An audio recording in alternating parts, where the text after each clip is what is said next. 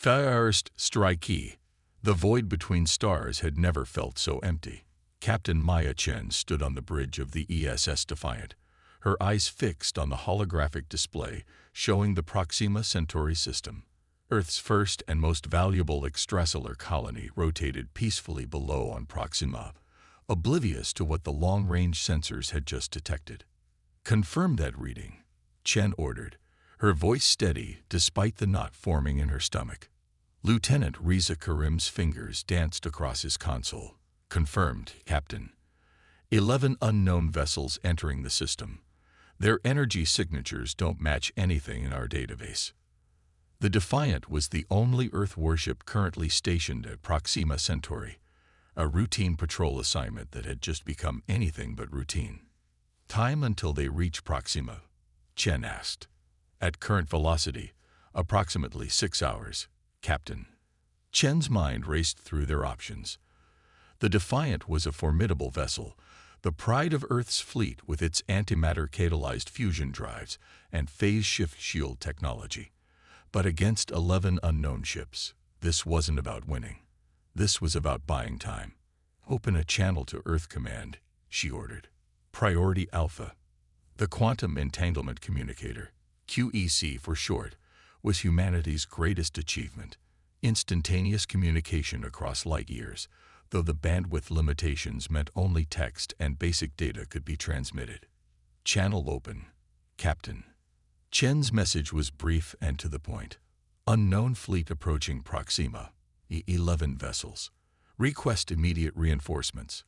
Defiant standing by." The reply came 3 minutes later. Message received. "Fleet assembling. ETA 72 hours. Protect the colony at all costs. Delay hostiles if possible." 3 days. Chen needed to buy 3 days for Earth's fleet to arrive. "Sound general quarters," she commanded, "and hail the approaching vessels." The crew moved with practiced efficiency as the Defiant systems shifted into combat readiness. Weapon systems powered up, shields strengthened, and auxiliary power routed to critical systems. "No response to our hails, Captain," Communications Officer Park reported. "Keep trying. All frequencies, all known protocols." The tension on the bridge was palpable as the minutes ticked by. Then, finally, "We're receiving a response, Captain. Audio only." "Put it through." The voice that filled the bridge was unlike anything Chen had heard before, a strange mixture of clicks and hums underneath a synthesized translation. "Attention human vessel. This is Commander Vrask of the Vraskan Empire. Your presence in this system violates our territorial claims. Surrender your vessel and prepare for the integration of your colony into the Empire. Resistance will result in your destruction." Chen exchanged glances with her XO, Commander David Wells. "The Vraskan Empire. Anyone heard of them before?" "Negative, Captain," Wells replied. "Nothing in our first contact databases." Chen straightened her uniform and nodded to Park. "Open the channel." "This is Captain Maya Chen of the Earth spaceship Defiant. We have no record of prior contact with your species or of any territorial claims to this system. This colony has been established for 15 years under Earth jurisdiction. I request a diplomatic meeting to discuss your claims peacefully." The response was immediate. "Your ignorance of galactic law does not exempt you from its consequences. You have 1 hour to surrender your vessel and signal the colony to prepare for integration. After that, we will take what is ours by right." The communication ended abruptly. "Well," Chen said with forced lightness, "they seem friendly." A nervous chuckle rippled through the bridge crew. "Options?" Chen asked, turning to her senior staff. "We could make a run for Earth," suggested Lieutenant Commander Hassan, the navigation officer. "The Defiant can outrun most vessels we've encountered. And leave the colony defenseless." Wells shook his head. 5,000 civilians down there, Commander." "We fight," Lieutenant Karim said simply from tactical. "Maybe we can't win, but we can bloody their nose enough to make them reconsider." Chen nodded slowly. "We need to warn the colony and buy Earth time to send reinforcements. Mr. Hassan, Plot a course that puts us between the Vraskin fleet and Proxima B. Mr. Karim, I want analysis of their weapons capabilities as soon as possible. Commander Wells, contact the colony governor and initiate evacuation protocols for all non-essential personnel to the emergency shelters. As her crew carried out their orders, Chen studied the approaching Vraskin fleet. The ships had an unusual configuration, asymmetrical, with what appeared to be massive energy collectors extending like wings from central hulls that resembled elongated insects. "Captain," Karim called out, "I'm detecting energy buildups in the lead Vraskin vessels. They appear to be charging weapon systems." "So much for the 1-hour deadline," Chen muttered. "Battle stations. All hands prepare for combat." The Defiant surged forward, its antimatter engines flaring as it positioned itself between the colony and the approaching threat. "Governor Takahashi has acknowledged the evacuation order," Captain Wells reported. "They're moving people to the underground facilities now." Chen nodded grimly. "Tell him to prepare for the worst. If we fail here, they need to be ready to hold out for 3 days until Earth's fleet arrives." The first shots of humanity's first interstellar war were fired 20 minutes later. The Vraskin ships unleashed streams of plasma bolts that streaked across space toward the Defiant. The human vessel's phase shift shields flickered as they absorbed the first volley, dispersing the energy into subspace. "Shields holding at 92%, Karim reported. "Return fire. Target the lead vessel's propulsion systems." The Defiant's particle cannons fired, sending brilliant blue beams slicing through the void. They struck the lead Vraskin ship, which shuddered visibly before its own shields adapted.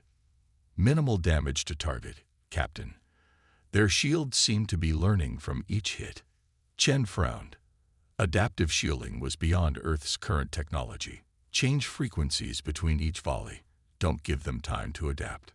For the next hour, the Defiant danced around the Vraskin fleet, using its superior maneuverability to avoid the worst of their fire while landing precise hits that gradually wore down their defenses. But the Defiant was outnumbered, and the Vraskins were coordinating their attacks with increasing effectiveness. "Shields down to 47%, Captain," Karim reported after a particularly heavy exchange. "Port side particle cannon is offline. We've lost atmosphere on decks 4 through 6. "Casualties?" Chen asked, gripping her command chair as the ship shuddered from another impact.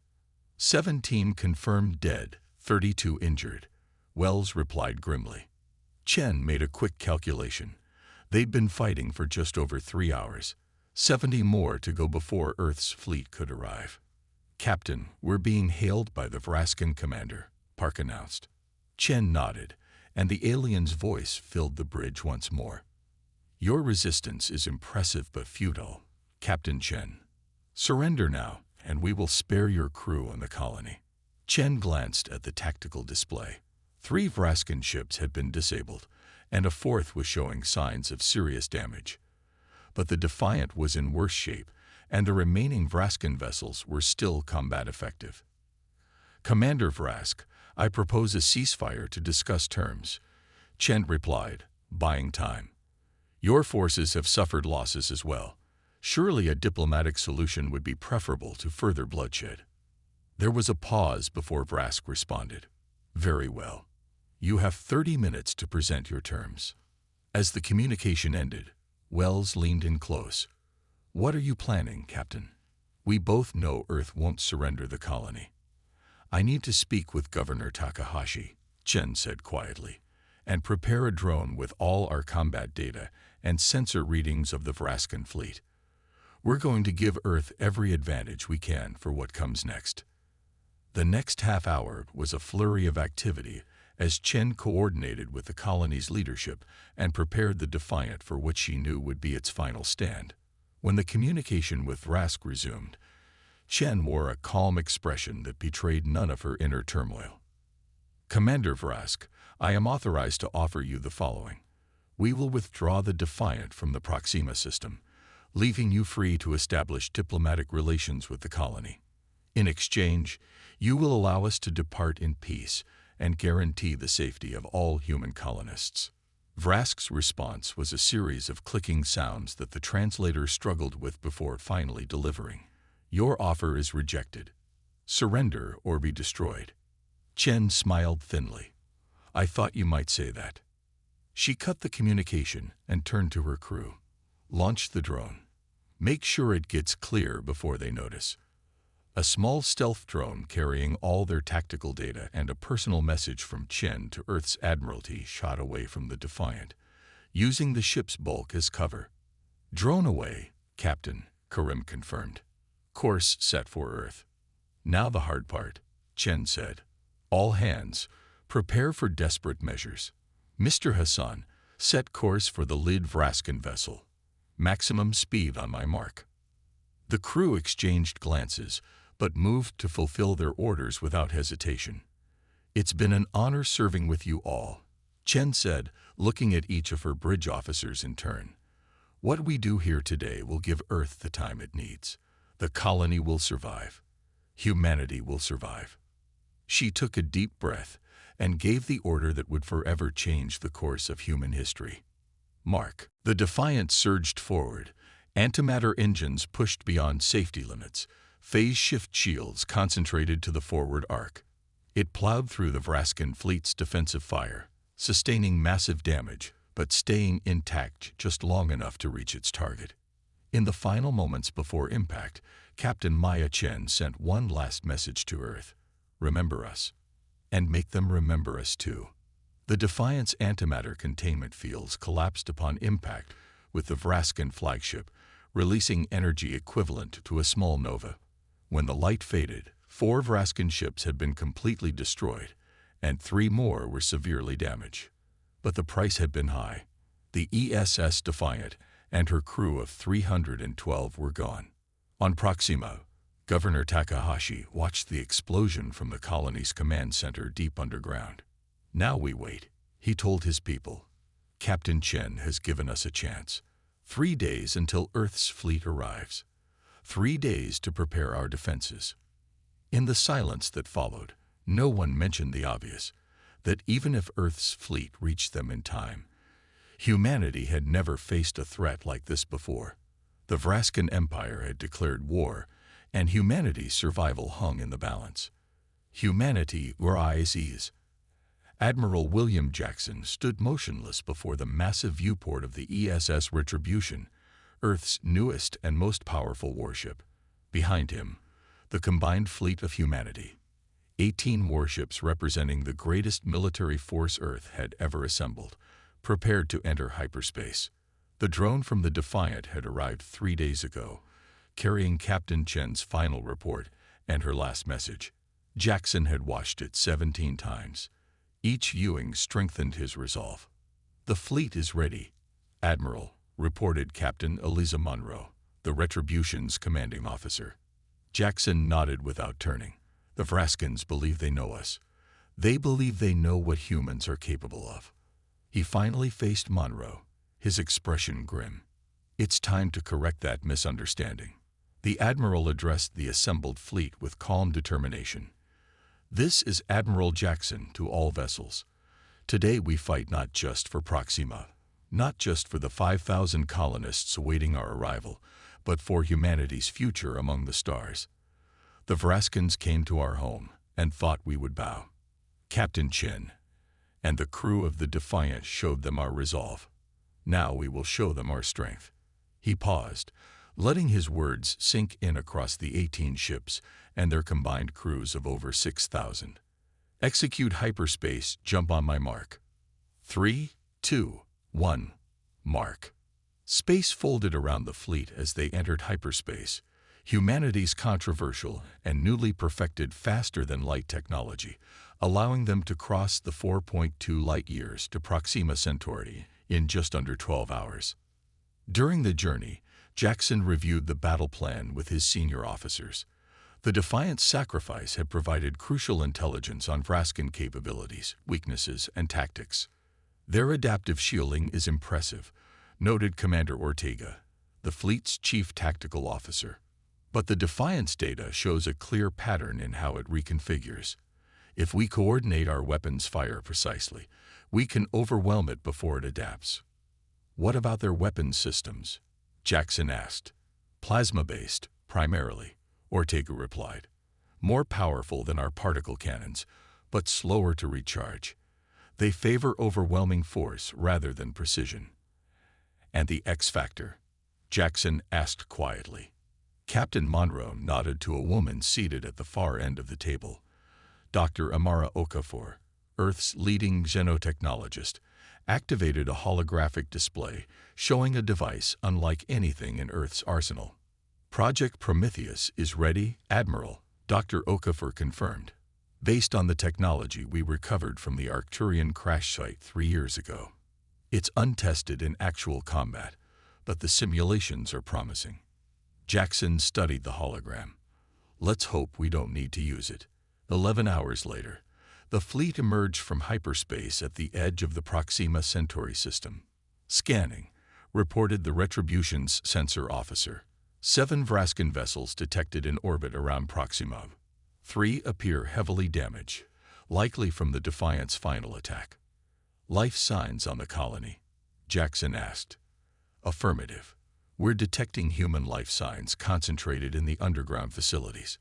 The Vraskins have landed forces, but they haven't breached the main shelters yet. Jackson allowed himself a small smile. Captain Chen bought them enough time. Now let's make sure her sacrifice wasn't in vain. Fleet Formation Delta. Prepare for combat engagement. The human fleet moved into an arrowhead formation, with the Retribution at its point. As they accelerated toward Proxima, the Vraskin ships broke orbit to meet them. We're being hailed, Admiral, reported Communications Officer Torres. On screen, the view screen showed a Vraskin commander, its insectoid features alien and unsettling to human eyes. Multiple limbs moved in constant, precise patterns as it spoke. Human vessels, this is Commander Kravik of the Vraskin Empire. Your colony has been claimed under Imperial law. Withdraw immediately or face destruction. Jackson stepped forward. This is Admiral William Jackson of the Earth Fleet. You have attacked an Earth colony and destroyed an Earth vessel. You have killed our people. We do not recognize your claims, and we will not withdraw. Return to your territory now, or we will remove you by force. The Vraskin's mandibles clicked rapidly. You humans are either brave or foolish. Perhaps both. Your single ship fought well, but you face the might of the Empire now. This will be your species' last mistake. The communication ended abruptly. They're powering weapons, Admiral, Ortega reported. All ships, execute Battle Plan Theta, Jackson ordered. Focus fire on the lead vessel. What followed was the largest space battle in human history. The Earth fleet moved with precision and coordination that seemed to surprise the Vraskins. Where the Defiant had been forced to fight alone, the fleet could implement complex tactics, concentrating fire to overwhelm adaptive shields before they could reconfigure. 3 Vraskin ships fell in the first 20 minutes of engagement, but the remaining 4 fought with increasing desperation, and the humans paid for each victory. The ESS Intrepid was cut in half by a sustained plasma barrage. The Dauntless lost all power after taking a direct hit to its reactor housing. 2 hours into the battle, the human fleet had been reduced to 11 operational vessels. 5 Vraskin ships had been destroyed, but the remaining 2, including what appeared to be their command vessel, were still combat effective. Admiral, Monroe said quietly, Prometheus. Jackson stared at the tactical display, weighing his options. Bring us within deployment range of the Vraskin command ship. The Retribution surged forward, taking heavy fire as it closed the distance. Shields failed across multiple sections, and hull breaches were reported on decks 7 through 12. We're in range, Admiral, Dr. Okafor reported from her station. Deploy Prometheus. A small, unassuming projectile launched from the Retribution's forward bay. It moved slowly compared to conventional weapons, seemingly innocuous as it drifted toward the Vraskin command ship. They're not targeting it, Ortega observed. Their sensors must not recognize it as a threat. The device attached itself to the Vraskin vessel's hull. For several seconds, nothing happened. Then, like a virus spreading through a computer system, golden lines of energy began to spread across the Vraskin ship's hull. Its weapons fell silent. Its engines flickered and died. "It's working," Dr. O'Keefer said with barely contained excitement. "The Arcturian subspace technology is interfacing with their systems, just as we hypothesized." The Vraskin command ship drifted powerless in space. The remaining Vraskin vessel, seeing its flagship disabled, attempted to retreat but was quickly surrounded by 4 Earth ships. "We're being hailed by the Vraskin commander," Torres reported. Jackson straightened his uniform. On screen, the Vraskin commander appeared, its movements now erratic, mandibles clicking furiously. "What have you done to our ship? This technology, it is forbidden by the Compact." "We're not members of your Compact," Jackson replied coldly. "You came to our system, attacked our people, and expected us to surrender. You miscalculated." The Vraskin's multifaceted eyes seemed to study Jackson with new understanding. "The scout reports were incorrect. Your species was categorized as primitive, pre-FTL. We were told you would be easy to subjugate." "Another miscalculation," Jackson said. "These are our terms. You will withdraw all forces from Proxima immediately. You will acknowledge human sovereignty over this system and provide reparations for the lives lost. You will return to your empire with a message. Earth and its colonies are not to be trifled with." The Vraskin was silent for several moments. "The Empire does not negotiate with." Jackson cut the transmission with a gesture. "Target their engines. Disable the last ship." Within minutes, the final Vraskin vessel had been rendered immobile. "Send ground forces to assist the colony," Jackson ordered.